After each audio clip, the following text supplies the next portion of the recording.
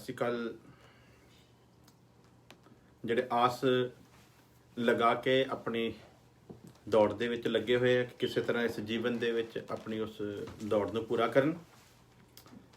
ਸੋ ਉਹਨਾਂ ਨੂੰ ਮਿਲਣ ਵਾਲੀ ਜਿਹੜੀ ਪ੍ਰਸ਼ੰਸਾ ਹੈ, ਜਿਹੜਾ ਇਨਾਮ ਆ, ਉਹਦੇ ਬਾਰੇ ਕੱਲ ਅਸੀਂ ਸਿੱਖ ਰਹੇ ਸਾਂ ਔਰ ਅੱਜ ਅਸੀਂ ਪ੍ਰਕਾਸ਼ਿਤ ਵਾਕਿਆ ਉਹਦੇ 12 ਅਧਿਆਇ ਨੂੰ ਸਿੱਖਾਂਗੇ, ਜਿਹਦਾ ਸੰਬੰਧ ਜਿਹੜਾ ਆ ਉਹ ਰੈਪਚਰ ਦੇ ਨਾਲ ਆ।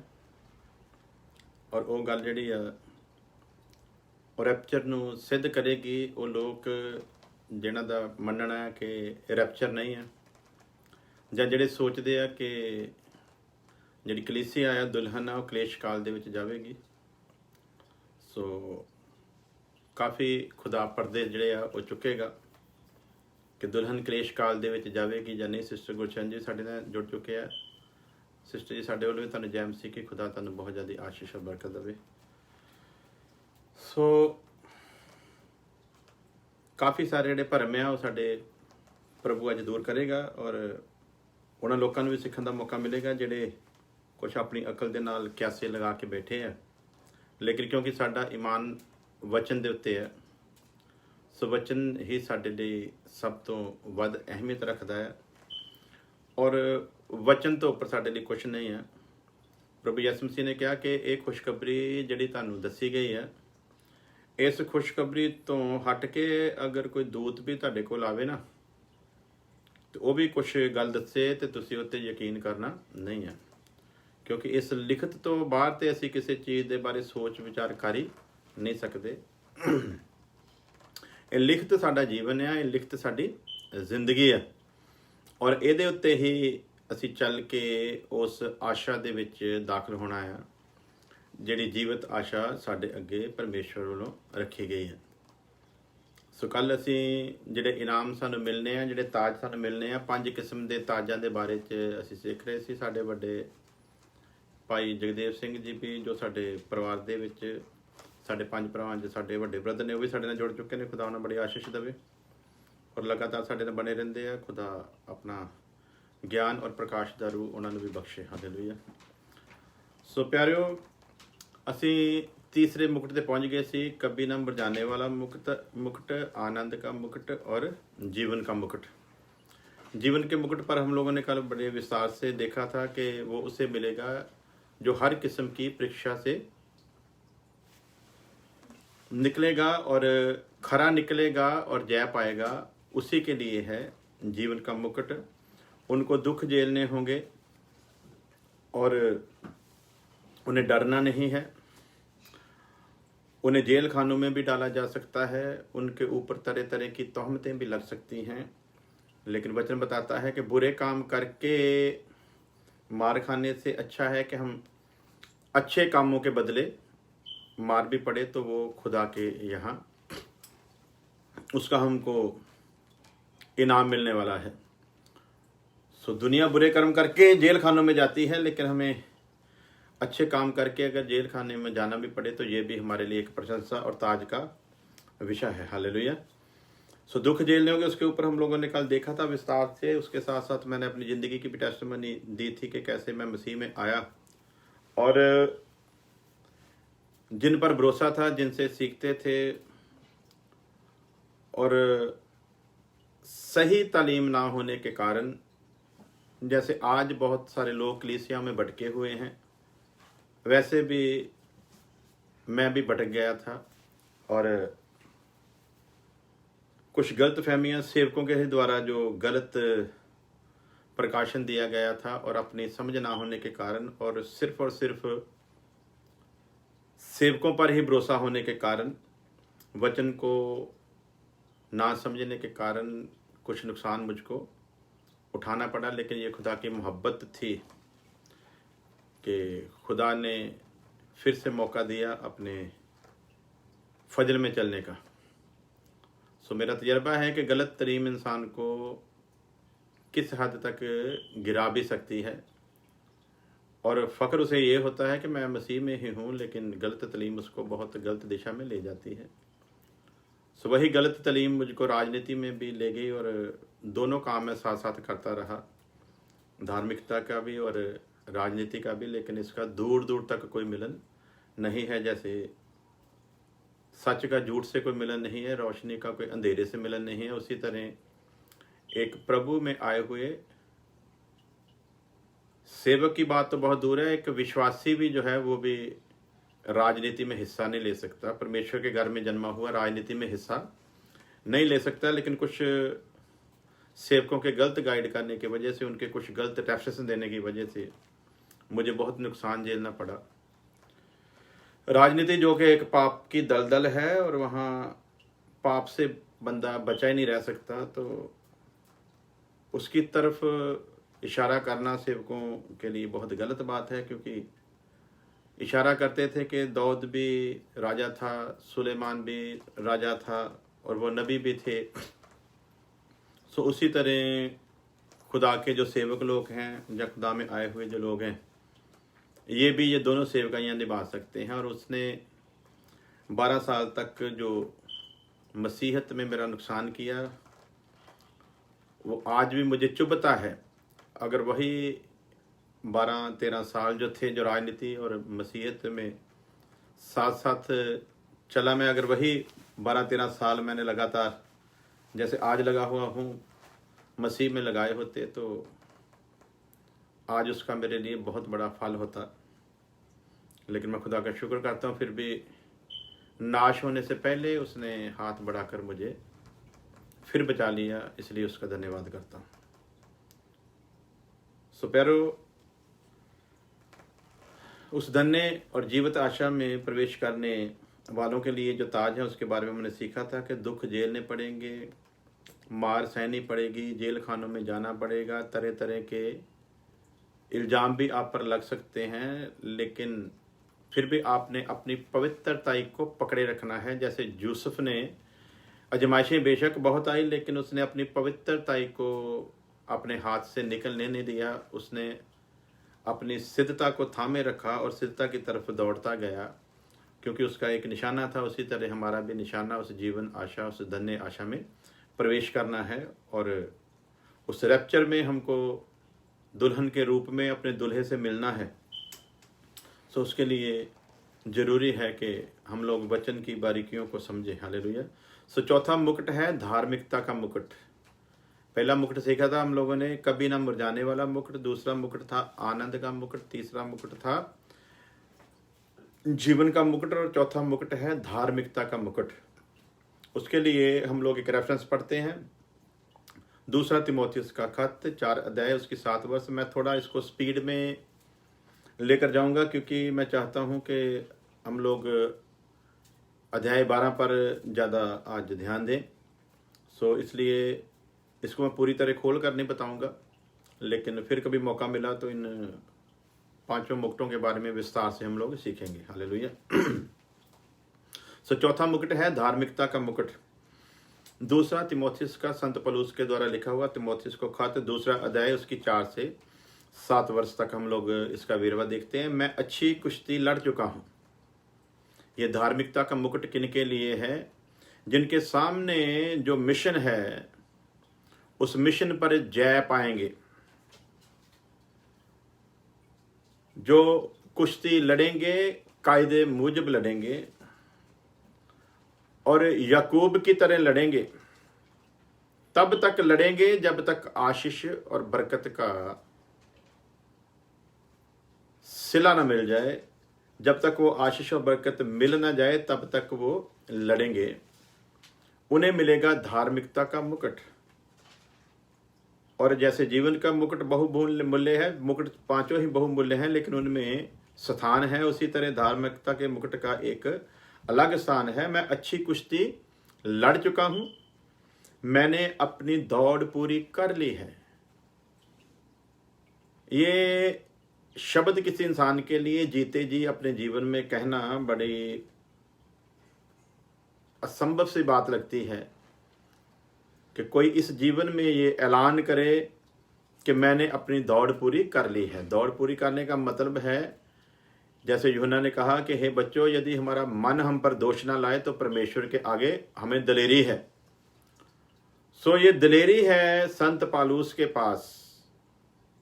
उसका दिल, उसका विवेक उस पर साखी देता है। आज हमारे जैसा कोई आदमी अगर कहे ना कि मैंने अपनी दौड़ पूरी कर ली है, लोग एकदम से डंडा लेकर हमारे पीछे पड़ जाएंगे, बोलेंगे कि बाइबल में तो लिखा है कोई भी धर्मी नहीं, एक भी धर्मी, कोई भी नेक नहीं है, एक भी नहीं है, सभी ने पाप किया, परमेश्वर की महिमा से रहते हैं। आदमी अपने आप को धर्मी कह नहीं सकता, आदमी अपने आप को परफेक्ट कह नहीं सकता। आदमी के लिए ये शब्द इस्तेमाल करना बहुत बड़ा पाप है। यानी कि तरह तरह की बातें वो हमारे लिए लेकर आएंगे और तरह तरह की बातें करेंगे। लेकिन संत पालूस जैसे आज हम दौड़ में हैं और काम पूरा कर रहे हैं, वैसे ही हमारी तरह वो भी था। तो ये सब कुछ होते हुए भी हम देखते हैं कि संत पालूस बड़े फक्र के साथ कहता है कि मैंने अच्छी कुश्ती लड़ ली है, मैंने अच्छी कुश्ती लड़ ली है, मैंने दौड़ पूरी कर ली है, मैंने विश्वास की रखवाली की है। हालेलुया। नंबर 1, अच्छी कुश्ती लड़नी है। जो मुकाबला हमारे सामने है उसको हमने अच्छी तरीके से लड़ना है। हालेलुया। दूसरा है दौड़ पूरी करनी है। तीसरा है विश्वास की रखवाली करनी है। आज विश्वास तो बहुत लोग करते हैं, लेकिन विश्वास की रखवाली करना उनके लिए बड़ा मुश्किल हो जाता है। और ये शब्द कहना तो बड़ा मुश्किल काम लगता है इंसानों के लिए कि मैंने अपनी दौड़ पूरी कर ली है। लेकिन संत पालूस विवेक के गवाही देने पर और दिल के गवाही देने पर इस बात पर मोहर लगाता है कि मैंने अपनी दौड़ पूरी कर ली है। आप कहां पर खड़े हो, परमेश्वर के साथ आपका कैसा रिश्ता बन चुका है, आप परमेश्वर के संग कैसे चलते हो, ये तो या तो सिर्फ परमेश्वर जानता है और या फिर आप जानते हैं। दुनिया इस बात को जान सकती नहीं है। आपको अपनी नज़र में ये देखना है कि आप परमेश्वर के साथ किस तरह चलते हैं। और यदि आपका मन आप पर ये दिलेरी देता है, यदि आपका मन कहता है कि आप परमेश्वर के साथ ठीक चल रहे हो, क्योंकि मन कभी भी आपको गलत सलाह नहीं देगा। दिमाग में तो गलत विचार आते रहेंगे, लेकिन दिल जो है वो कभी भी गलत गवाही नहीं देगा। वो आपको बिल्कुल सही दिशा पर, आपका विवेक खास करके जो परमेश्वर का आपके अंदर अंग है, वो कभी भी आपको गुमराह करेगा नहीं। और जब विवेक गवाही देता है तो वो गवाही परमेश्वर की ओर से होती है। और जब परमेश्वर किसी पर गवाही देता है तो फिर उसको अनाउंस करना कोई पाप नहीं है। तो इसलिए वो कहता है मैंने अपनी दौड़ पूरी कर ली है, मैंने विश्वास की रखवाली की है। आज हम लोग ये तो दावा करते हैं कि जो विश्वास करेगा वो बचाया जाएगा। ये फ्यूचर टेंस है, बचाया जाएगा। जब वो अपनी दौड़ पूरी करेगा तब बचाया जाएगा, बचा नहीं है, बचाया जाएगा। एक तो बचाव उसका उस जगह से परमेश्वर ने किया है जब वो पाप की गुलामी से था, वहां से तो परमेश्वर ने बचा लिया।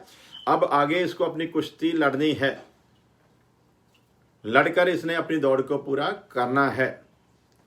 ये इसकी जिम्मेवारी है। और विश्वास की रखवाली कर ली है तो विश्वास के बारे में वचन बताता है कि जो विश्वास करेगा वो बचाया जाएगा। लेकिन विश्वास सब कुछ नहीं है। आज कलीसिया में बहुत गलत तालीम ये भी दी जाती है कि विश्वास के द्वारा ही हमारा छुटकारा हो जाएगा, निजात हो जाएगी। यीशु मसीह के पास आने के लिए विश्वास बहुत जरूरी है। विश्वास के बिना कोई उसके पास नहीं आ सकता, ये बात पक्की है। लेकिन विश्वास आपकी मुक्ति कर देगा, ये बात बाइबल इस पर मोहर नहीं लगाती है। विश्वास परमेश्वर के पास आने का एक सबसे अहम और सबसे जरूरी स्टेप है। उसके बिना आप परमेश्वर को पा नहीं सकते, समझ नहीं सकते। इसलिए विश्वास जो है उसके द्वारा आप परमेश्वर से रिश्ता बना सकते हैं। लेकिन जो मुक्ति है वो विश्वास से नहीं बल्कि कामों के आधार पर होगी। यदि आप अच्छी कुश्ती लड़ते हैं, अपनी दौड़ पूरी करते हैं तो होगी, वरना नहीं होगी। अगर विश्वास के बारे में बात करेंगे तो याकूब अपने खत में लिखता है, जेम्स, वो लिखता है कि यदि आप विश्वास पर बात करते हो तो मैं बोलता है आपको बता देना चाहता हूं कि विश्वास तो भूत भी करते हैं। और इसको और खोलता है और आत्मा हम पर प्रकट करता है कि यदि विश्वास के विषय में बात करें तो विश्वास भूत भी करते हैं। भूत भी विश्वासी हैं। तो क्या वो हमारे जैसे विश्वासी हैं? भूत भी विश्वास करते हैं। और भूत के और हमारे बीच के विश्वास में फर्क भी कितना है। वचन क्या कहता है? भूत विश्वास करते हैं इसलिए डरते और कांपते हैं। भूतों को पता है इसलिए वो डरते हैं, कांपते हैं। जब कहते हैं यीशु मसीह के नाम से निकल जाते, भाग जाते हैं। उनको पता है किसके नाम से हुक्म दिया गया है। और हम ऐसे ढीठ हैं कि जिसके नाम में हुक्म देते हैं, हम उसके नाम से ना तो डरते हैं और ना ही कांपते हैं। उसका डर और भय हमारे जीवन में होता ही नहीं है। तो उस लिहाज से जब विश्वास की तुलना करते हैं तो भूत जो है वो हमसे बड़े विश्वासी नजर आता है, क्योंकि वो विश्वास करता है कि परमेश्वर है। वो विश्वास करता है इसलिए डरता है और कांपता है। तो यदि कोई खाली विश्वास को लेकर घूमता है तो वो याद रखे कि वो भूत के समान ही है, लेकिन भूत से भी नीचे का दर्जा है। क्योंकि भूत तो डरता कांपता है, लेकिन ये विश्वासी ना डरता है ना कांपता है। इसके जीवन में उसका कोई खौफ, कोई उसका स्थान नहीं है। तो इसलिए याद रखना, विश्वास जो है वो भूत भी करते हैं, लेकिन जो अच्छी कुश्ती लड़ेगा विश्वास के बाद, जो अपनी दौड़ पूरी करेगा, जो विश्वास की रखवाली करेगा, वही है जो इस धार्मिकता के मुकुट को ग्रहण करेगा। सो भाई हरि ने एक बार बहुत जबरदस्त एग्जांपल दी थी कि एक आदमी था जो बड़ी बड़ी बिल्डिंगों पर रस्सा फेंक कर दूसरी तरफ बांध कर और उसके ऊपर चलकर दूसरी बिल्डिंगों पर जाता था। अंत में उसने एक बहुत बड़ी बिल्डिंग पर से दूसरी बिल्डिंग पर जाने का मन बनाया। उसका एक बहुत अजीज और नज़दीकी दोस्त था जो अपने उस दोस्त पर बहुत विश्वास करता था, जो ऐसे रस्सियों के ऊपर से दूसरी तरफ जाता था। तो बहुत ऊंची बिल्डिंग थी। तो किसी ने पूछा उसके दोस्त से कि तुम्हारा विश्वास है कि तुम्हारा दोस्त जो रस्सी के ऊपर चलता है और उसने छोटी छोटी बिल्डिंगों पर तो एक दूसरे के पर चला गया, तो क्या तुम्हारा विश्वास है कि वो अब इतनी ऊंची बिल्डिंग से दूसरी बिल्डिंग पर रस्सा बांध कर चला जाएगा? उसने बोला बिल्कुल जी, मेरा तो पूरा 100% विश्वास है कि वो कर देगा। और वैसा ही हो भी गया। फिर उसने फैसला किया कि मैं एक पहाड़ी से दूसरी पहाड़ी पर जाऊंगा। वो उन बिल्डिंगों से भी ऊंची थी। तो उसके दोस्त से पूछा गया क्या तुम्हारा विश्वास है कि तुम्हारा दोस्त ये कर पाएगा? उसने कहा जी बिल्कुल, मेरा दोस्त इसको भी कर देगा। उसने वो भी कर दिया।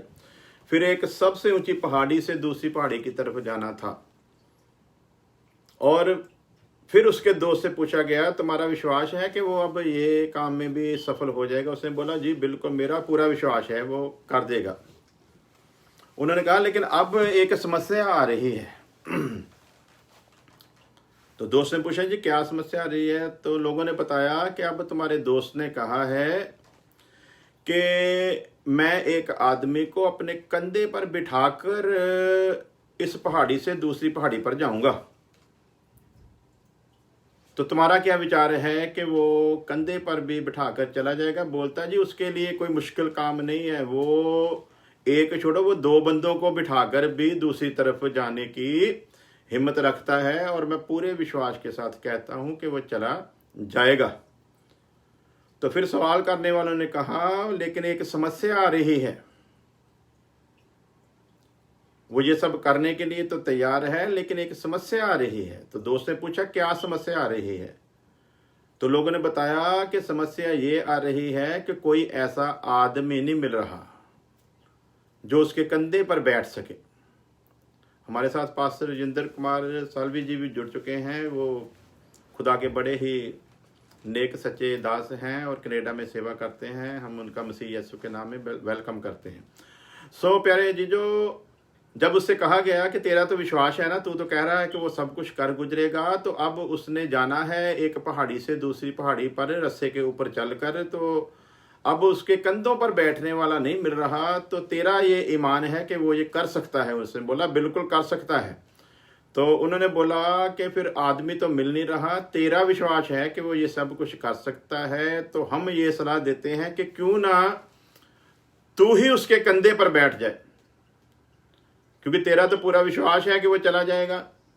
तो हम चाहते हैं कि वो जो बैठने वाला है वो भी तू ही बन जा, ताकि ये काम सफल होता हम लोग अपनी आंखों के साथ देख सके। कानों को हाथ लगाया, बोलता है जी मेरा विश्वास है कि वो ये सब कुछ कर सकता है, लेकिन मेरा इतना विश्वास भी नहीं है कि मैं खुद ही उसके कंधे पर बैठ जाऊं।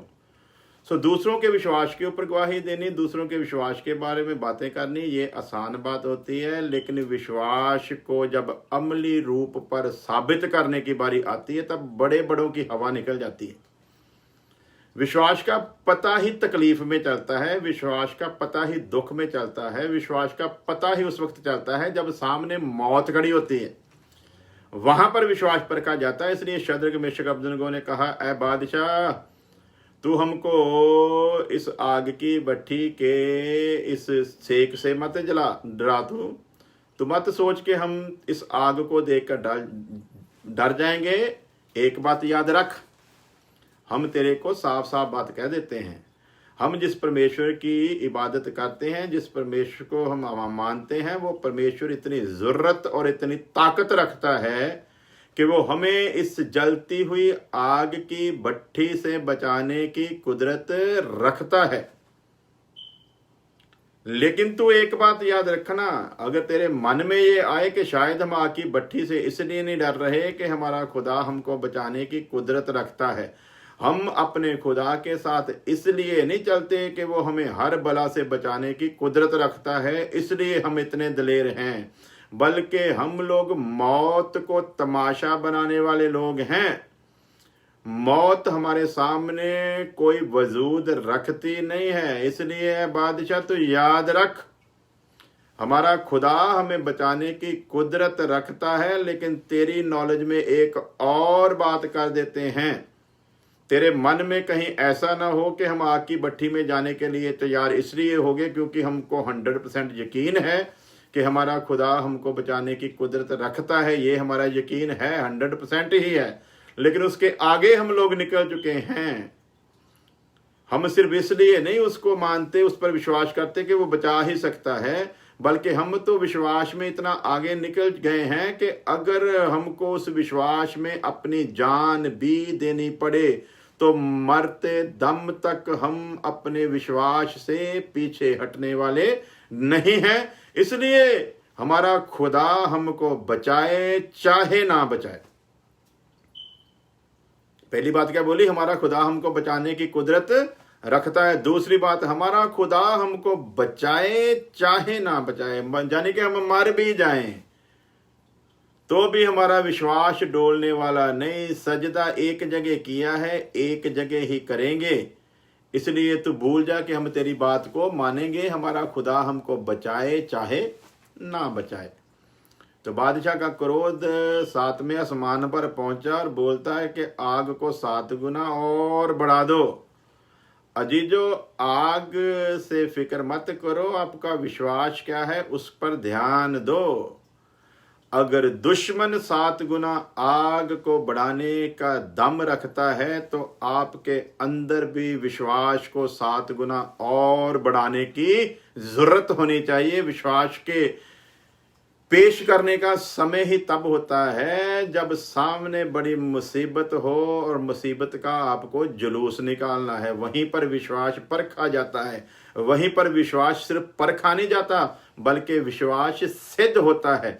वहीं पर जाकर हम कह सकते हैं मैंने अपने विश्वास की रखवाली की है। इसलिए खुदा का दास कहता, मैंने उस विश्वास की रखवाली की है, मैं विश्वास में डोला नहीं। मेरे सामने जो मुसीबतें आई, आज यदि किसी विश्वासी पर आ जाए, मेरा ख्याल वैसे तो वो खौफ से ही मर जाए, जो कुछ संत पालूस के साथ हुआ है। अजीजो, 5 बार उसे कोड़ों की मार सहनी पड़ी, बैंतों की मार सहनी पड़ी, उसके बाद समुद्र में जहाज टूट गया, उसमें 3 दिन वो समुद्र में रहा। ऐसी ऐसी भयानक तजर्बेयों में से निकलता हुआ वो विश्वास में कामिल और सिद्ध होता गया और अंत तक उसने अपने विश्वास को थामे रखा, विश्वास की रखवाली करता रहा, कहीं भी विश्वास में डोला नहीं है।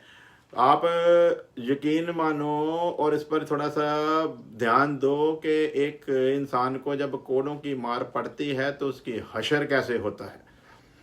इस संत पालूस को मसीह की खातिर उस पर ईमान लाने के कारण इसको 5 बार कोड़ों की मार खानी पड़ी। 5 बार कोड़ों की मार खानी पड़ी। और आप अंदाजा लगाओ कि एक बार जब जख्म मिले हों तब वो जख्म थोड़े ठीक हुए अभी समा हुआ हो, जख्मों पर जब जख्म मिले तो वो पीड़ा जो है वो सहने से बाहर हो जाती है, वो पीड़ा बर्दाश्त से बाहर हो जाती है। तो ये वो संत पालूस था जिसको जख्म पर जख्म दिया गया और इसलिए अनाउंस करता है, मैं मसीह के दाग को, उसके जख्मों को अपने बदन पर लिए फिरता हूं। हालेलुया। सो ये विश्वास जो है ना, ये इसलिए दिया है कि इसमें सिर्फ चलना नहीं, ये विश्वास परखा जाएगा। हम कहते हैं कि हमने विश्वास किया, लिखा जो विश्वास करेगा वो बचाया जाएगा। याद रखो, ये सिर्फ विश्वास हमको करने के लिए नहीं, ये विश्वास को परखा जाएगा और परख में ही पता चलेगा हम विश्वास में खड़े हैं कि नहीं। इसलिए जो उस विश्वास में खड़ा रहेगा, जो विश्वास की रखवाली करेगा, वही है जिसके बारे में लिखा है जो विश्वास करेगा वो बचाया जाएगा। उस विश्वास को इस हद तक लेकर आओगे तब बचाए जाओगे, वरना भूल जाओ, ये विश्वास आपकी नजात, आपकी मुक्ति कर पाएगा। इसी विश्वास के कारण वो आग की भट्ठी में जाने के लिए तैयार हुए हैं।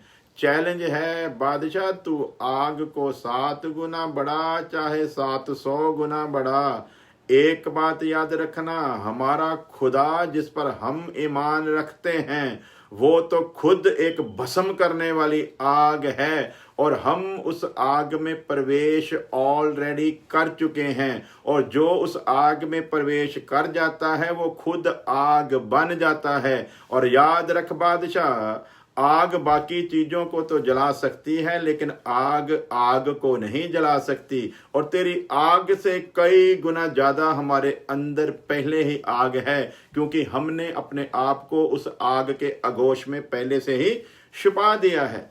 सो प्यारे अजीजो, खुदा का दास कहता है, मैं अच्छी कुश्ती लड़ चुका हूं, मैंने दौड़ पूरी कर ली है, मैंने विश्वास की रखवाली की है। जो विश्वास के इस सतर पर पहुंचेगा, जो अच्छी कुश्ती लड़ेगा, जो अपनी दौड़ को पूरा करेगा, वही है। दौड़ पूरी कर ली है। मैंने कई बार बताया है, लोग जो दूसरे लोग हैं, गैर मसीही लोगों का मानना है कि जो भी हम जहां भी विश्वास रखते हैं वहां नाम जपते जाएंगे, मर जाएंगे तो फिर उसके बाद, मरने के बाद हमारी निजात होगी। जिनको हमने गुरु बनाया है वो हमारी सिफारिश करेंगे और फिर हमारी नजात होगी। लेकिन वचन ऐसा नहीं कहता है, बाइबल ऐसा नहीं कहती है। बाइबल कहती है तुम्हें इस जिंदगी में मुक्ति पाकर मरना है।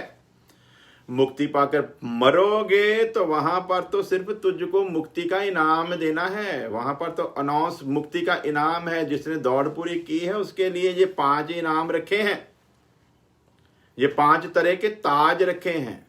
इसीलिए कहते हैं ना कि कलीसिया का न्याय नहीं होना है, कलीसिया को तो इनाम मिलना। कलीसिया ने तो दौड़ पूरी करनी है और सम्मान किया जाना है कलीसिया का।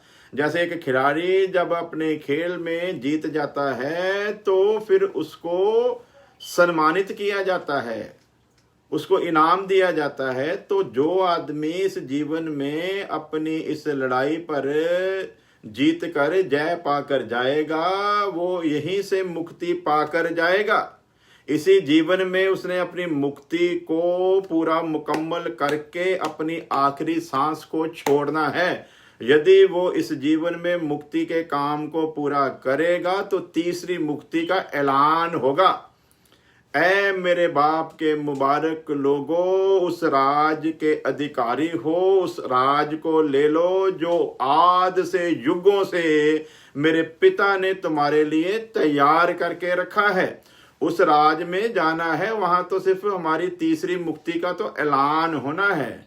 पहली मुक्ति पापों से खुदावंद खुदा ने फजल किया यीशु मसीह के नाम के द्वारा हो चुकी। दूसरी मुक्ति के काम को हमने इस दौड़ को पूरा करके मुकम्मल करके मरना है। तीसरी मुक्ति सिर पर ताज धार्मिकता का मुकुट रखकर उसने कहना है, मेरे बाप के मुबारक लोगों, जिसके बारे में यीशु मसीह यूहन्ना 14 में कहकर गया है, मैं जाता हूँ तुम्हारे लिए जगह तैयार करता हूँ ताकि जहाँ मैं हूँ वहाँ तुम रहो। वहां पर कोई दुल्हन का कोई न्याय नहीं है। यही तो चक्कर है जो लोगों को समझ नहीं आता, इसीलिए तो दुल्हन को महाक्लेश में भेज रहे हैं। दुल्हन के लिए कोई महाक्लेश नहीं है। महाक्लेश जो है वो दुष्टों पर आने वाली सजा है, और वो सजा देने का अधिकार मसीह विरोधी को दिया गया है। जो संतों पर कष्ट आते हैं वो शैतान को दिए हुए अधिकार के मुताबिक नहीं, बल्कि खुद खुदा उन कष्टों को आने देता है। जो दुल्हन पर कष्ट आते हैं वो दुल्हन के जलाल के लिए हैं, दुल्हन को नाश करने के लिए नहीं। जो उन पर कष्ट आएगा वो उनको बर्बाद करने के लिए आएगा, निखारने के लिए नहीं आएगा।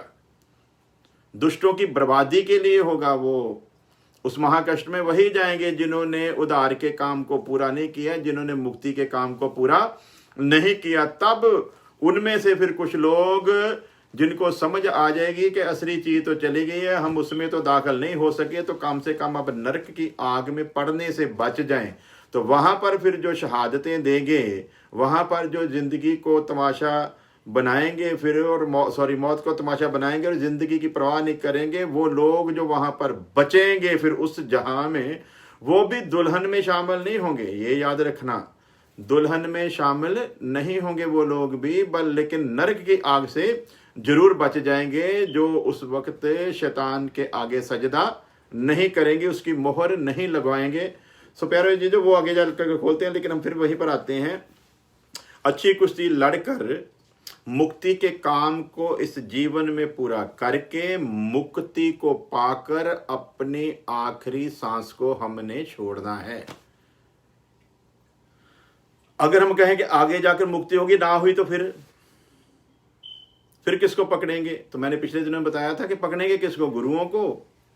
तो यदि गुरु भी वहीं पर हुआ फिर किसको पकड़ेंगे? फिर तो वही कहने चलो जितने सारी दुनिया उथे आपा भी है। तो ऐसे कहकर जान छुड़ाने का फायदा नहीं है, क्योंकि जिनके ऊपर विश्वास रख के लोगों ने नामदान लिया था ना, वो आप अभी जेल में पड़े हुए हैं, तरह तरह के गंदे कामों, घिनौने कामों के केसों में, जलालत भरे केसों में जेलों में पड़े हुए, अपनी बेटी समान लड़कियों के साथ बदकारी करके जेल की हवा खा रहे हैं, शर्म की जिंदगी जी रहे हैं वो लोग। तो ऐसे लोगों पर जब आप विश्वास करोगे तो ऐसे लोग तो यहां पर ही सजा पा रहे हैं, आगे इनका क्या हश्र होगा ये देखना, क्योंकि यहां तो शायद ये अपनी पावर से, पैसे से बच जाएं। आगे न्यायी और धर्मी है, पूरा पूरा इंसाफ करेगा। सो इस जीवन में मुक्ति पाकर मरना है। इसलिए संत पौलुस उस मुक्ति को ऐलान कर रहा है, मैंने अपनी दौड़ पूरी कर ली है, मैंने विश्वास की रखवाली की है।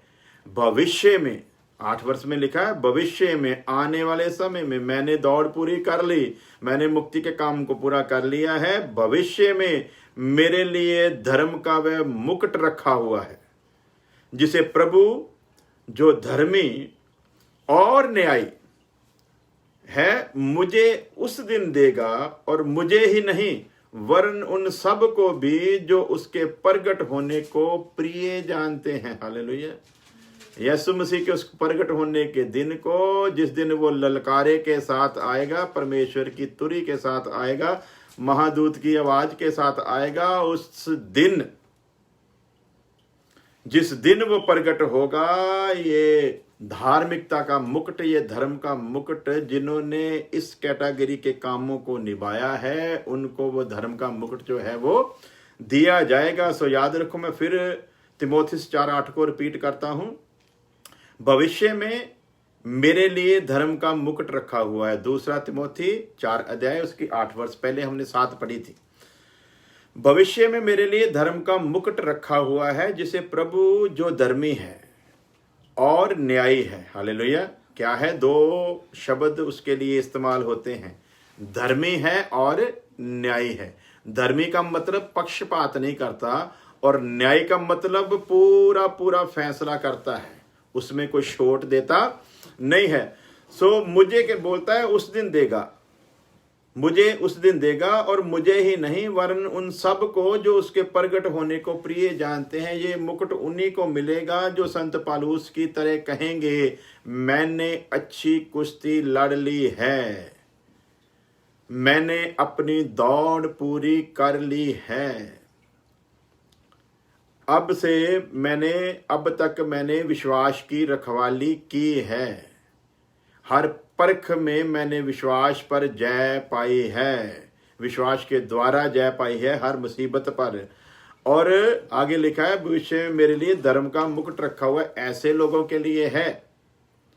और आगे संत पुरुष बोलता है, सिर्फ ये ना सोचना कि ये मेरे लिए ही है, बल्कि जो भी मेरी तरह ये सब कुछ करेगा उन सब को ये धार्मिकता का मुकुट धर्मी परमेश्वर, न्यायी परमेश्वर उनको देगा। हालेलुया। सो पांचवा मुकुट है महिमा का मुकुट। सो समय कम होने के कारण मैं शॉर्ट कर रहा हूं। महिमा का मुकुट 5 नंबर है। महिमा का मुकुट पहला पत्रस 5 अध्याय उसकी 2 वर्ष। पहला पत्रस 1 पीटर 5 अध्याय उसकी 2 वर्ष। कि परमेश्वर के उस झुंड की जो तुम्हारे बीच में है रखवाली करो। अब ये किसके लिए बात हो रही है? परमेश्वर के सेवकों, दासों के लिए, जिनको तरह तरह की सेवकाई दी है। जैसे हमने पिछले दिनों में 5 किस्म की सेवकाई के ऊपर बात की थी, और कई लोगों ने मुझको कमेंट करके कहा है कि उस 5 किस्म की सेवकाई को थोड़ा खुलकर बताएं। और वो हमारे विषय में नहीं है, लेकिन वो टच करवाया था, लेकिन वो हम लोग जरूर उस विषय को आपके सामने लेकर आएंगे, क्योंकि वो 2 दिन का विषय है, 1 दिन में समाप्त होने वाला नहीं है। तो फिर हम लोग अपने मिशन से भटकेंगे। इसलिए जब हम लास्ट स्टेज पर इसके पहुंचेंगे, उस वक्त फिर हम लोग उस बात को भी साथ में लेंगे कि 5 किस्म की सेवकाई में क्या क्या रूल, क्या क्या कानून, क्या क्या नियम है, और वो किन के लिए है, और किस तरीके से उनको करना है। तो यहाँ पर देखते हैं महिमा का मुकुट। हालेलुया। सबसे पहले क्या देखा हमने? कभी ना मुरझाने वाला मुकुट, उसके बाद आनंद का मुकुट, उसके बाद जीवन का मुकुट, उसके बाद धार्मिकता का मुकुट, और 5वां मुकुट महिमा का मुकुट। हालेलुया। कि परमेश्वर के उस झुंड की जो तुम्हारे बीच में है रखवाली करो, और ये दबाव से नहीं परंतु परमेश्वर की इच्छा और आनंद से, और नीच कमाई के लिए नहीं पर मन लगा कर। मैं ये दोष नहीं लगा रहा, बल्कि मेरा तजर्बा है। मैंने बहुत ऐसे सेवकों को देखा है, मैं बहुत ऐसे सेवकों को जानता हूं, मैं उनके पर्सनल जीवन से वाकिफ हूं, क्योंकि मैंने उनके संग जीवन को बिताया है और उनके जीवन को देखा है। जो यहाँ पर बात लिखी गई है महिमा का मुकुट पाने वालों में, ऐसी कोई बात उनमें मैंने देखी नहीं है। नंबर 1 क्या है? परमेश्वर के उस झुंड की जो तुम्हारे बीच में है रखवाली करो। उनको रखवाली से कोई मतलब नहीं है। उनको तो उनके माशा लाने से मतलब है, कि उनसे उनको मिलता क्या है, इसी से मतलब है। रखवाली से उनको कोई मतलब नहीं, और ये दबाव से नहीं। आगे वचन क्या कहता है? और ये रखवाली तुमने दबाव से नहीं करनी, परंतु परमेश्वर की इच्छा के अनुसार आनंद से, खुशी से करनी, मजबूरी से नहीं, जैसे हमको ये कोई दबाकर या गुलामी की तरह हमको दिया जा रहा है, ऐसा नहीं है। बल्कि कैसे करनी है? परमेश्वर की इच्छा और आनंद से। और खास बात है, और नीच कमाई के लिए नहीं। मसीह के नाम पर कलीसिया को जो लूटता है,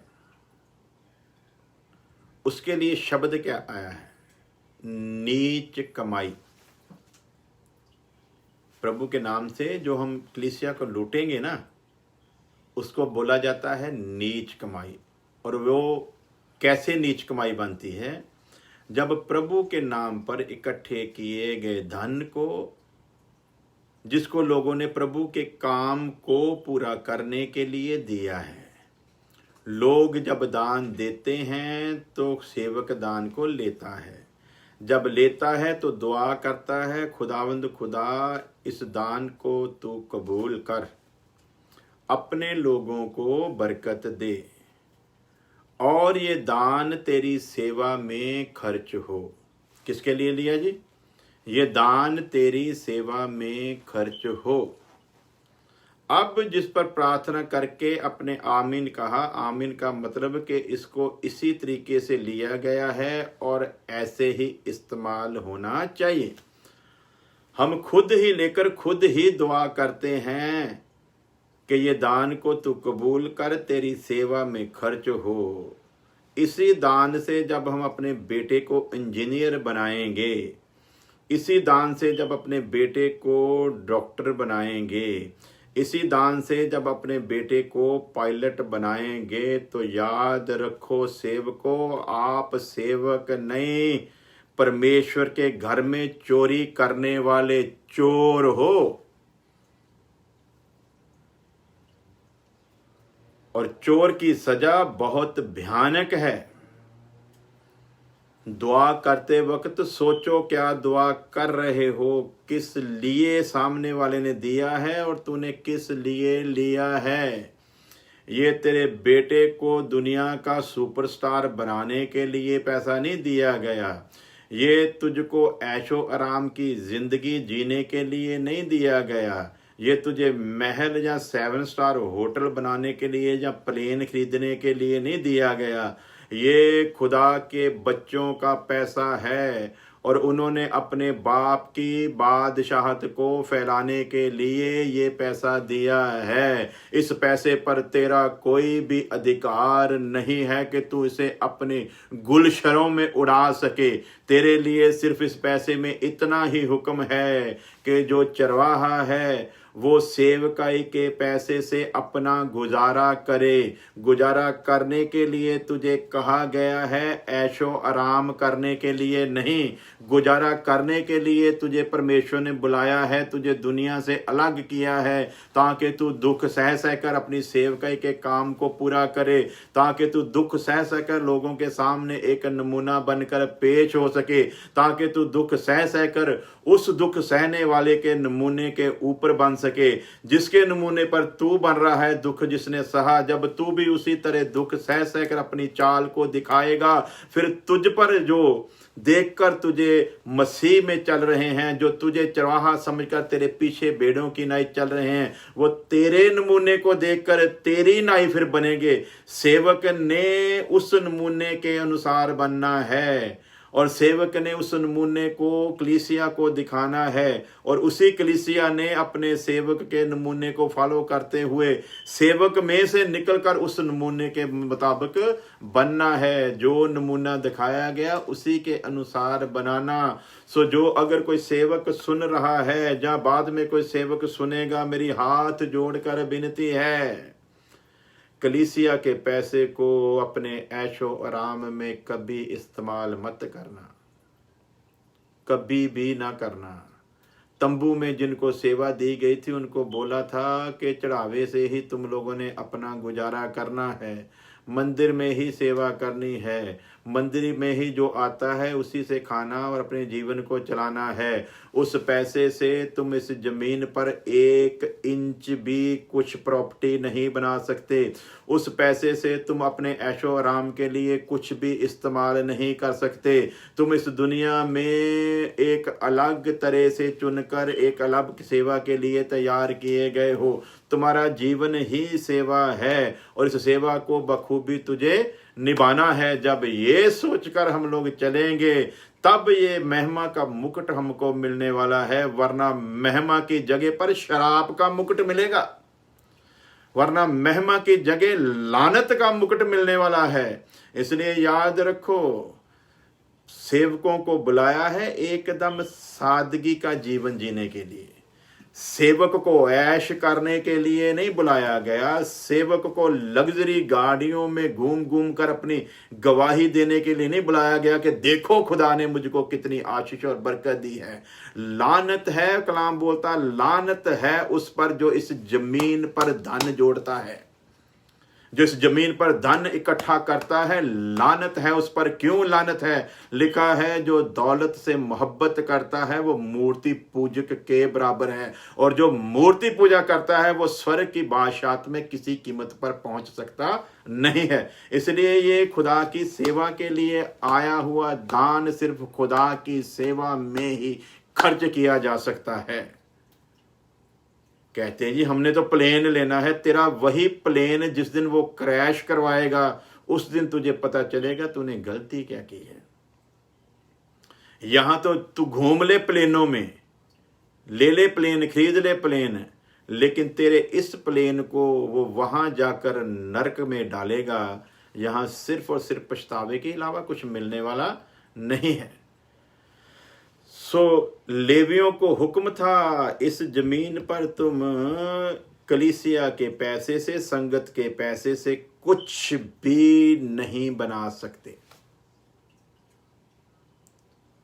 सो प्यारे अजीजो, अंतिम दिन है, खौफ ले आओ अगर नजात पाना चाहते हो। उसके भय को अपने जीवन में रख लो अगर रैप्चर में जाना चाहते हो। वरना डैनियल नबी की किताब 12 अध्याय के मुताबिक लिखा है, उनमें से बहुत सारे मुर्दे जी उठे, कुछ हमेशा की जिंदगी और कुछ हमेशा की शर्मिंदगी। दुआ करो कि खुदा के रैप्चर में जाएं, दुआ करो कि वो मुकाम हमको हासिल हो, अनुग्रह में रहकर हम उस मुकाम को हासिल कर लें। अगर गलती से कहीं वो डैनियल की किताब के मुताबिक जो लिखा है कुछ हमेशा की शर्मिंदगी के लिए, ऐसी शर्मिंदगी की वो जगह है, नरक की आग से तो तू बच जाएगा, नरक में तो तू नहीं जाएगा, लेकिन वहां पर तेरे पाप तेरी मां को दिखाए जाएंगे जो तूने छुप कर किए। वहां पर तेरे पाप जो तूने अपनी पत्नी से छुप कर किए वो उजागर किए जाएंगे।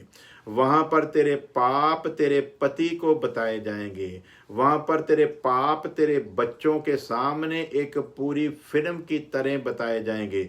जो जो पाप तूने दुनिया से, अपनों से, अपने घर वालों से, अपने माँ बाप से, अपने पति से, अपनी पत्नी से, अपने बच्चों से, अपने बहन भाइयों से, जो जो पाप तूने छुप छुप कर किए, जिन्हें तू और तेरा परमेश्वर जानता था, कोई दूसरा नहीं, तेरे उन पाप को जो तूने बंद कमरे में किए थे उनको सारी दुनिया के सामने नंगा किया जाएगा। उस वक्त तू चिल्लाएगा, ऐ परमेश्वर इस वीडियो को बंद कर, बेशक मुझे नरक की आग में भेज दे। इसलिए हमारा मकसद सिर्फ नरक की आग से बचना नहीं है।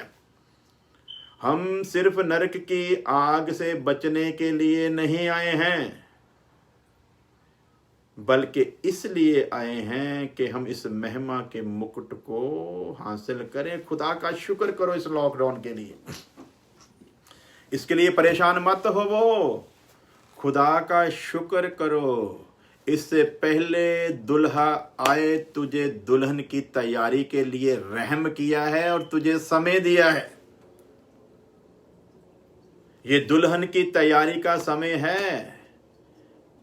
पता है ना, जब शादी तय हो जाती है, दिन रख दिए जाते हैं, बारात आने का समय नजदीक आ जाता है, दूल्हे को भी कहते हैं तू इधर उधर नहीं जाना और दुल्हन को भी कहते हैं तूने तो बिल्कुल नहीं जाना। दुल्हन पर पूरा पहरा लगा दिया जाता है। इसीलिए क्योंकि कोई पंजाबी कह दी हवी नवी ना हो जाए, कुछ चंगा बुरा उसके साथ ना हो जाए, इसलिए उसको बचा कर रखा जाता है। इसीलिए रखा जाता है क्योंकि दिन दुल्हे के आने के नजदीक आ गए हैं और दुल्हन ने तैयार होना है। ये लॉकडाउन उसी बात का प्रतीक है। खुदा ने आपको आपके घरों में बंद कर दिया है। पीछे मुड़कर देखो तेरा जीवन कैसे बीता है। पीछे मुड़कर देख तू कहां से आया था, क्या किया और कहां पर खड़ा है।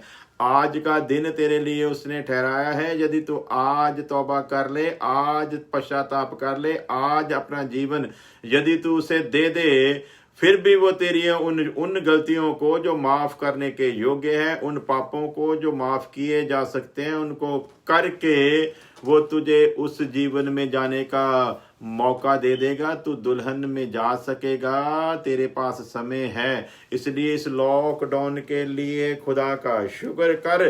तेरे को समय मिला है, लेकिन आज भी मैं देख रहा हूँ बहुत सारे मसीही लोग इस लॉकडाउन की अहमियत को नहीं समझ रहे, बल्कि गुलशरे उड़ा रहे हैं। बड़े सारे मसीही लोग घरों में महफिलें करके शराबें पी रहे हैं, बदतमीजियां कर रहे हैं। ये लॉकडाउन तुझे इसलिए नहीं दिया, ये इसलिए दिया कि तू अपनी पवित्रता को चेक कर सके, अपनी सिद्धता की तरफ ध्यान दे सके, तू देखे कि कहाँ कहाँ कौन कौन सी कमी रह गई है, ताकि तू उसे सुधार सके। ये खुदा के अनुग्रह के आखिरी हिस्से का वो समय है। किसी तरह तू बच जाए, क्योंकि उसके वचन में लिखा वो किसी की बर्बादी चाहता, वो बर्बादी नहीं चाहता। इसलिए इस लॉकडाउन के लिए शुक्र करें मसीही लोग, उसके आने से पहले उसने मुझ पर ये आखिरी अनुग्रह कर दिया है। इसका फायदा उठाएं, इसको यूं ही ना समझें, इसका मजाक ना उड़ाएं, इसको लानत ना समझें, इसको अपने लिए एक बहुत बहुमूल्य आशीष समझें, इसको अपनी तैयारी का समय समझें। तैयारी का समय दिया है, इसलिए दिया कि किसी न किसी तरह महिमा के मुकुट को हासिल कर सकें। इसलिए खुदा के सेवकों को कहा है, पूरे परमेश्वर की इच्छा और आनंद से, नीच कमाई के लिए नहीं। जो नीच कमाई के लिए प्रभु के पास आए हैं, ये मुकुट मिलना तो दूर, देखना भी नसीब नहीं होगा। इस मुकुट को वो लोग देख भी नहीं पाएंगे। मैं खुदा की हजूरी में बैठा हूं,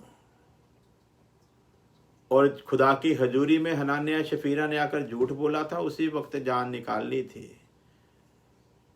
मैं इस बात के ऊपर पूरे फक्र के साथ कह सकता हूं कि 93 से लेकर आज तक मैंने कभी भी एक भी दिन ऐसे मसीहत में नहीं गुजारा कि मैं किसी को लूट लूं या किसी से कुछ हासिल कर लूं। मैं जब इंडिया में भी सेवा करने जाता था, जो भी दान लोग देते थे ना, वो दान मैं अपनी पत्नी को लाकर देता था कि इसको एक अलग जगह पर रख दे। उस दान को हमने कभी अपने परिवार के लिए इस्तेमाल नहीं किया। वो ज़रूरतमंद लोगों में हम लोग बांट देते थे, जिसको ज़रूरत होती थी उसको दे देते थे, इसलिए कि वो किसी के काम आए, क्योंकि हमारे पास अपने जीवन को जीने के लिए बहुत कुछ था। इसलिए हमने प्रभु के नाम पर लोगों के दिए हुए पैसे को कभी मिसयूज नहीं किया। ये मैं खुदा की हुजूरी में बैठा हूँ और सत्य बोल रहा हूँ। इस बात को मैं और मेरा खुदा जानता है, वो साक्षी है इस बात का। प्यारे अजीजो, नीच कमाई के लिए नहीं, आप में से बहुतों को खुदा आने वाले दिनों में इस्तेमाल करने वाला है। याद रखो, यदि सेवा मिले तो इस नीच कमाई को ध्यान में रखकर सेवा ना करना, बहुत बड़ी लानत आएगी।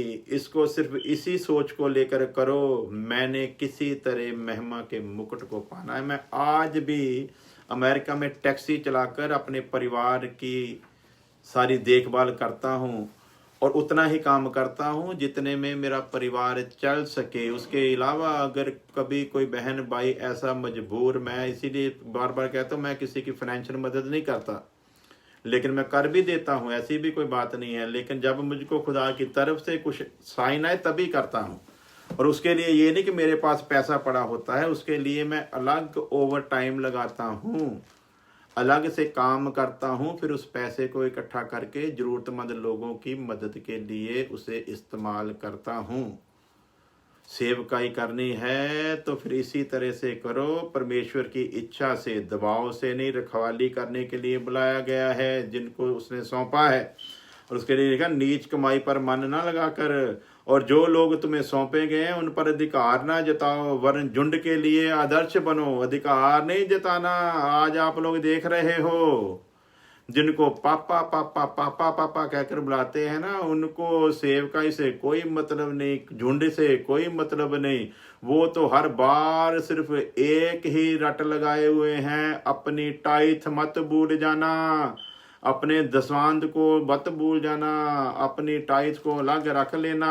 जब भी आओगे अगर तो बीच में समय मिलता है तो दे जाना, नहीं तो अलग रख लो, नहीं तो तुम पर लानत आएगी, तुम पर श्राप आएगा। अगर तुमने प्रभु के लोग तो बेचारे काम नहीं कर रहे, कामकाज छोड़कर लोग घर में बैठे हैं, और तू सेवक होते हुए लोगों से दान मांग रहा है, सेवक होते हुए तू दशमांश मांग रहा है, सेवक होते हुए तुझको टेंशन है कि वो हैकल जो शुरू की है वो बनाने। तूने वो हैकल में लोग बैठने वाले रहेंगे तभी तो उसका फायदा होगा ना। जिस हैकल को तूने घमंड के साथ शुरू किया है कि पूरे पंजाब में क्या इंडिया में ऐसी चर्च नहीं होगी जैसी चर्च मैं बनाकर अपने इलाके में खड़ी करूंगा, वो चर्च जब तक कंप्लीट होनी है तब तक असली चर्च चला जाना है। प्यारे, तेरे को ये साइन नहीं मिलते, तेरे को ये पता नहीं चलता कि तू समय के किस कगार पर आकर खड़ा है। यहाँ पर दुल्हन के कूच करने का समय आ गया, असली चर्च के उठाए जाने का समय आ रहा है, और तू दुनिया के चर्च को कंप्लीट करने के लिए कलीसिया से पैसे मांग रहा है। तुझको कोई चिंता नहीं कि किसका कैसे काम चल रहा है, कौन कैसी हालत में है, उसका क्या हाल होगा। सो प्यारो, बिजनेस मत बनाओ, सेवा बिजनेस नहीं। सेवा तो उनको सौंपी गई है जिन पर खुदा ने विश्वास किया। याद रखो, एक विश्वास हमने खुदा पर किया है, और जब उसने हमको सेवा दी है तो एक विश्वास उसने हम पर किया है, और अपनी औलाद को नया जन्म दिलाकर हमारे हवाले किया कि इसको तैयार करके कलाम के साथ श्रृंगार करके मेरे सामने पेश करो। अब जिस दुल्हन को तैयार करने के लिए सेवक को दिया है, वो उस दुल्हन का दुल्हा बनने की कोशिश मत करे। पापा ना बने। वो एक ही पापा है सभी आत्माओं का, दूसरा बीच में कोई पापा नहीं है। जहाँ तो वो पापा है जिसके घर में तूने जन्म लिया है जिस्मानी तौर पर, और आत्मिक तौर पर वही एक ही आत्माओं का पापा है, उसके अलावा तीजा कोई पापा नहीं। तू दुल्हन का दुल्हा बन गया है, याद रख, तुझको जो मार पड़ने वाली है। तू दुनिया की महिमा में भूल गया, इस महिमा के मुकुट को तूने, दुनिया की महिमा तो ले ली, दुनिया में महिमा तो पाली, ये महिमा का मुकुट उन्हीं को मिलेगा जो इस महिमा के मुकुट के लिए जलालत सहेंगे, जो इस महिमा के मुकुट के लिए अपने काम को पूरा करेंगे, जो इस महिमा के मुकुट को पाने के लिए हर किस्म की कुर्बानी देने के लिए तैयार रहेंगे। उन्हीं के लिए ये है, ये नीच कमाई वालों के लिए नहीं है। ये जो लोग तुम्हें सौंपे गए हैं उन पर अधिकार ना जताओ, अधिकार मत जताओ। लोगों को डराकर पैसे उनकी जेब से मत निकलवाओ। इस वचन में लिख कर दिया है, जिसने भी दान देना है वो खुल दिली से दे, बदोगिरी से नहीं, और अपनी हैसियत के अनुसार दे, ना कि दबाव में दे। सो अगर कोई सेवक डराकर, धमकाकर या ऐसी कोई बात कहकर आपसे दान मांगता है, मैं कहता हूं उस सेवक की दोबारा शक्ल भी मत देखो, वरना तुम्हारी शक्ल भी उस सेवक के जैसी ही हो जाएगी। सो ध्यान रखो, ये समय वो नहीं कि हम लोगों को डराकर पैसे इकट्ठे करें। ये डराने का समय नहीं है, ये दुल्हन की तैयारी का समय है प्यारो। ये नीच कमाई का समय नहीं है। हमारे साथ खुदा के दास सयोन प्रे टावर से भी जुड़ चुके हैं, आरएल गुप्ता जी, उनका खुदा के नाम में वेलकम करते हैं। प्यारो समझो, तुम्हारे बीच जो झुंड है उसकी रखवाली करनी है, दबाव से नहीं, परमेश्वर की इच्छा से, पूरे आनंद के साथ, नीच कमाई के लिए नहीं। इस धरती पर शानो शौकत के लिए नहीं, इस धरती पर बड़ी बड़ी बिल्डिंगें खड़ी करने के लिए नहीं है। ये दुल्हन की तैयारी के लिए है, ये उसकी बादशाहत को फैलाने के लिए है। ये पैसा लोगों का इसलिए है कि उसी के काम में इस्तेमाल किया जाए। अगर ऐसा नहीं करते बहुत मुश्किल में पड़ोगे। बहुत मुसीबत आने वाली है, महिमा के मुकुट छिन जाएगा। उस महिमा को पाने के लिए इस संसार की महिमा को छोड़ना पड़ेगा। इस संसार की महिमा छोड़ोगे तो वो महिमा का मुकुट मिलेगा। एक ही जगह पर महिमा मिलनी है, या तो यहां पर महिमा ले लो या फिर वहां पर महिमा ले लो। दो दो जगह पर महिमा मिलने वाली नहीं है।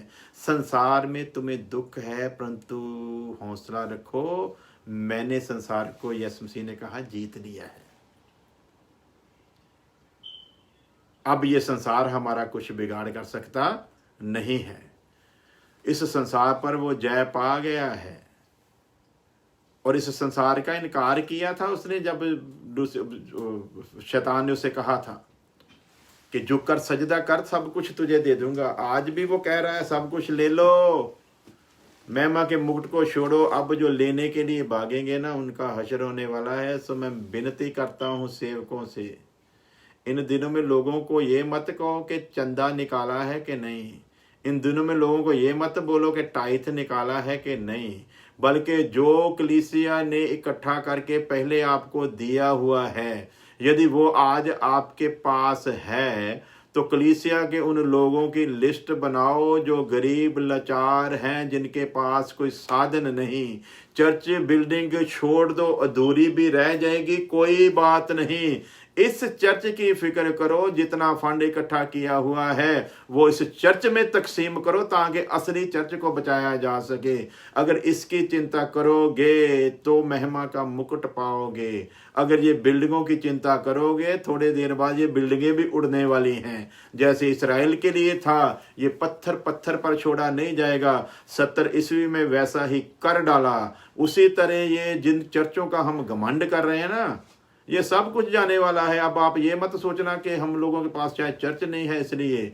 आप लोग जाओ दयालपुर में, बहुत बड़ा खुदा ने चर्च हम लोगों को भी दिया हुआ है, लेकिन हमको आज उससे कोई मतलब नहीं, उस चर्च से कोई लेना देना नहीं है। अब तो इस चर्च की फिक्र किए हुए हैं। अब तो इस चर्च से मतलब है कि ये चर्च बच जाए। सो इसलिए जो इकट्ठा किया हुआ है, अब जिनसे इकट्ठा किया था उन्हीं पर लगा दो, तब महिमा का मुकुट मिलेगा। हालेलुया। सो देखते हैं ये 5वां मुकुट जो है, फिर मैं रिपीट कर देता हूं, कभी ना मुरझाने वाला मुकुट, आनंद का मुकुट, और उसके बाद जीवन का मुकुट, फिर धार्मिकता का मुकुट, और 5वां मुकुट है महिमा का मुकुट। हालेलुया। और जो लोग तुम्हें सौंपे गए हैं उन पर अधिकार ना जताओ, वरन झुंड के लिए आदर्श बनो। ये सेवकों के लिए एक बहुत बड़ी आशा का मुकुट है। इस मुकुट को यदि पाना है तो फिर झुंड के लिए, जो झुंड दिया है उसके लिए एक आदर्श बनना है। इसके लिए संत पालूस बहुत जबरदस्त एक रेफरेंस देता है। बोलता है कि पहले वो बोलता है कि वो जो बलद की उदाहरण है, पंजाबी च लिखा है, गौंदे बलद मुंह नूं शिकली ना चाड़। सो उसकी उदाहरण देते हुए, सारा कुछ करते हुए, कामा मजदूरी का हकदार है, सब कुछ बताते हुए, फिर उसका जो अंत करता है वो इस तरीके से करता है, मैंने मेरे जो हक बनते भी थे सेवा में, मैंने जो मेरे हक सेवा में बनते भी थे, मैंने उनको भी नहीं लिया।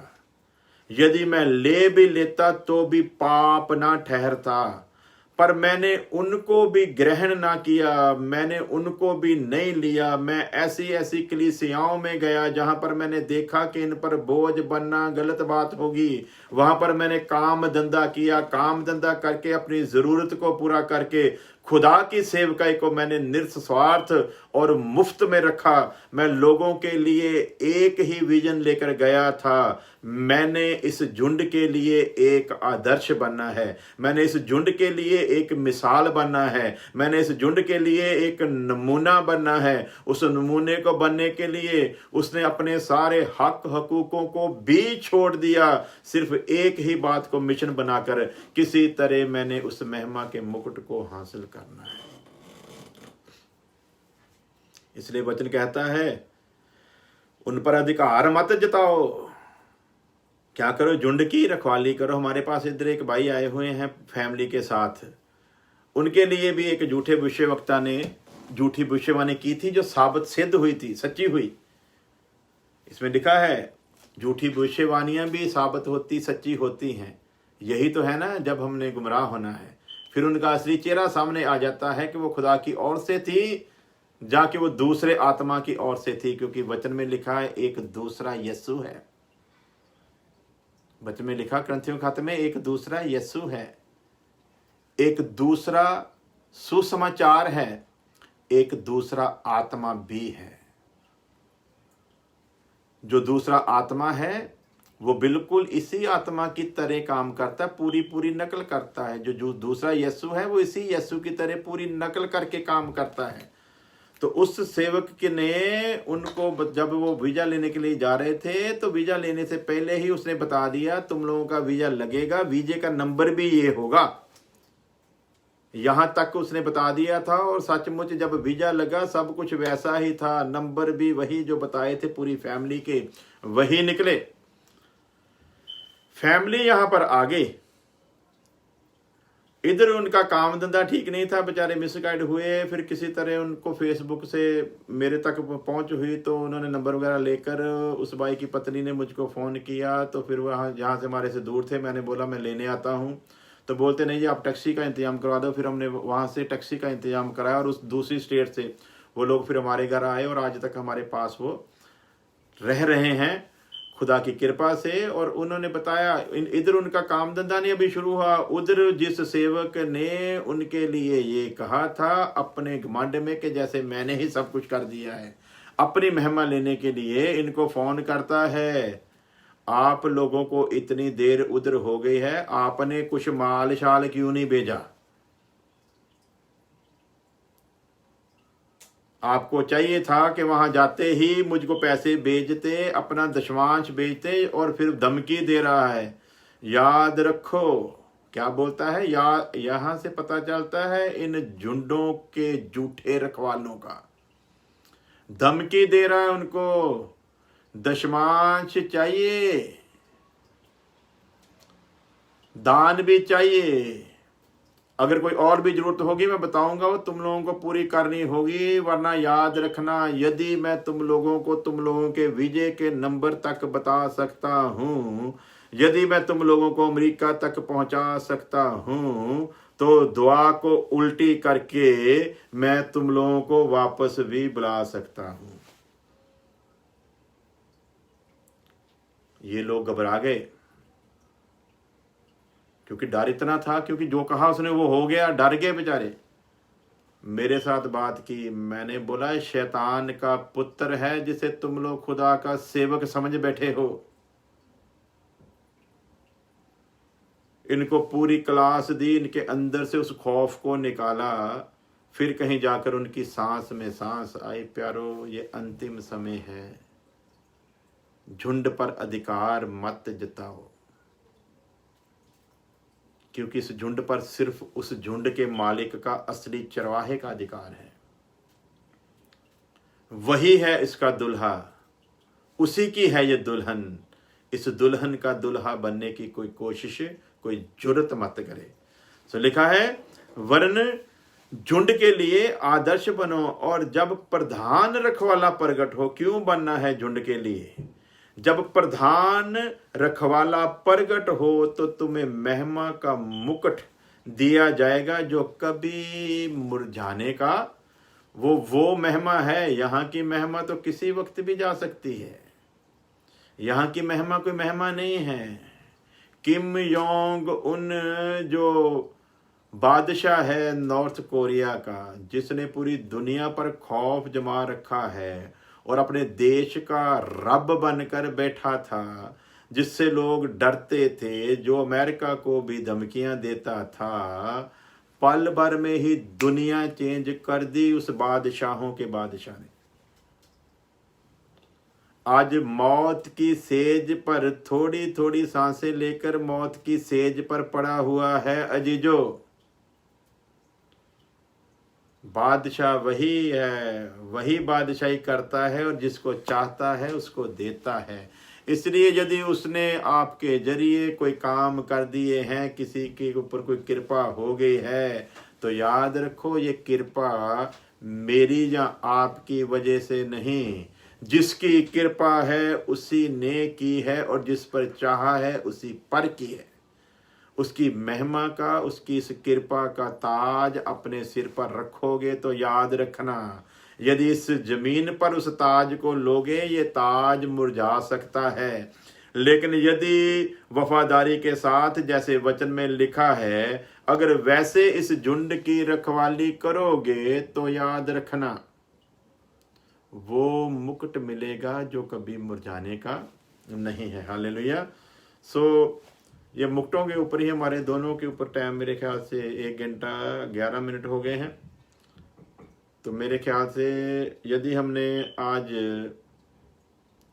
अध्याय 12 को शुरू किया तो मुझे नहीं लगता फिर हम लोग अभी 1.5 घंटे से पहले फ्री हो पाएंगे, क्योंकि 1 घंटा 11 मिनट तो हो गए हैं और यदि हमने उसको शुरू किया तो 1.5 घंटा कम से कम और चाहिए।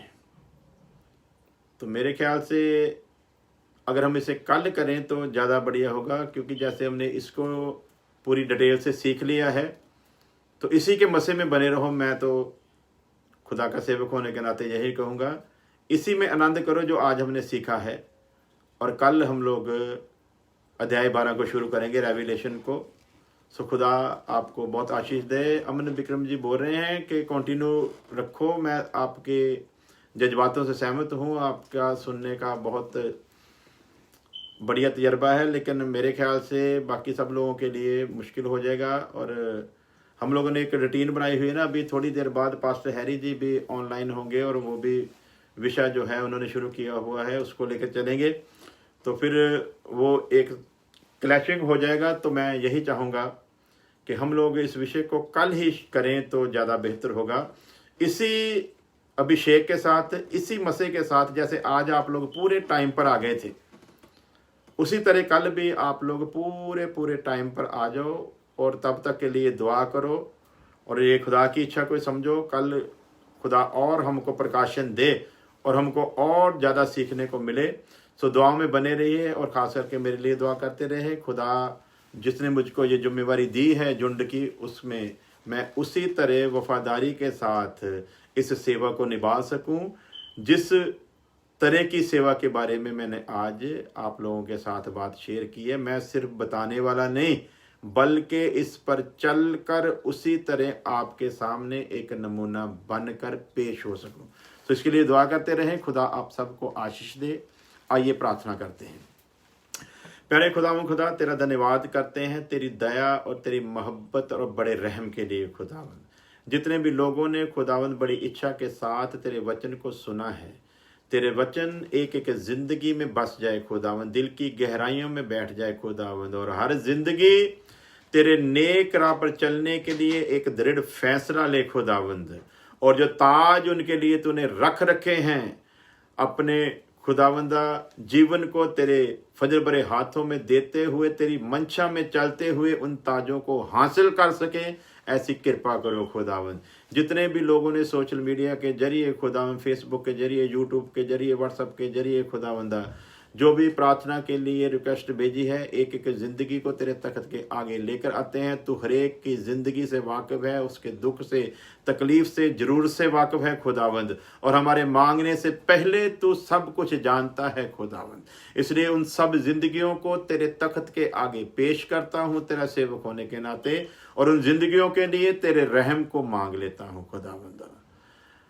अब खुदावंद, जबकि हम लोग एक दूसरे से अलग हो रहे हैं, हर एक जिंदगी के तू साथ हो खुदावंद, और कल जब हम लोग इकट्ठे हों तेरे नाम को महिमा मिले और तू हमसे बात करना, और तेरा वचन हम सब के लिए एक नई आशीष, उन्नति और तरक्की का कारण बने खुदावंदा। जो आज सुना है खुदावंद, विरोधी उसे चुरा ना सके, और तेरे लोग जो कुछ सुना है उसको सिर्फ सुने ही नहीं बल्कि उस पर चलने वाले बने खुदावंदा। और इनकी जिंदगी को देखकर लोग जब देखें कि ये तेरे वचन पर चलते हैं, इनका जीवन ही दुनिया के लिए गवाही बने और तुझ तक लाने वाला हो जाए खुदावंद। तेरे सब सेवकों के लिए खुदावंद जो आज हमारे साथ ऑनलाइन में थे खुदावंद, उन सब पर तेरे फजल को मांगता हूँ। इन दिनों में खुदावंद तू और ज़्यादा ज्ञान और प्रकाश देकर अपने सब सेवकों को बहुतायत से इस्तेमाल कर खुदावंद, और दुनिया के लिए खुदावंदा जो तेरी ओर से पैगाम हो, सचमुच वो पैगाम सब लोगों के लिए उनकी नजात, उनकी मुक्ति का कारण बन जाए। सारे समय को आपके ही मुबारक हाथों में देते हैं, आपकी नेक इच्छा को मांग लेते हैं। हमारी प्रार्थना को सुन ले मसीह यीशु के नाम में, आमीन। अब हमारे खुदा में यीशु मसीह का फजल, खुदा बाप की मोहब्बत, पाक रूह की संगत आपसे लेकर हमेशा तक उसके तमाम लोगों के साथ बनी रहे, आमीन आमीन। आप सबको जय मसीह की। इंडिया टाइम के मुताबिक शाम जब 4 बजते हैं, पास्टर RL गुप्ता जी ने भी विषय शुरू किया हुआ है, लुधियाने से हैं, खुदा के बहुत ही सच्चे सुच्चे दास हैं और बड़ी ही अधीनताई के साथ सेवा करते हैं। आप उनको भी शाम 4 बजे सुन सकते हो। सिस्टर गुरशरण के टाइम का तो आप लोगों को ऑलरेडी पता ही है। पास्टर हैरी जी, पास्टर कमल जी, पास्टर फिनी जी के भी टाइम के बारे में आप सबको पता है।